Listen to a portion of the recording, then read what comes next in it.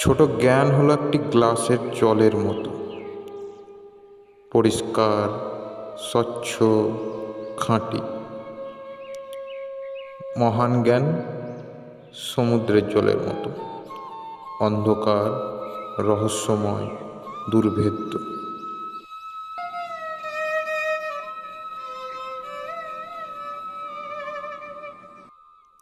সুখী হওয়া খুব সহজ, কিন্তু সহজ হওয়া খুব কঠিন।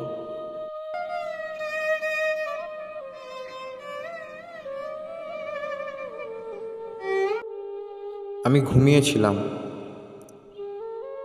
এবং স্বপ্ন দেখছিলাম জীবন আনন্দের।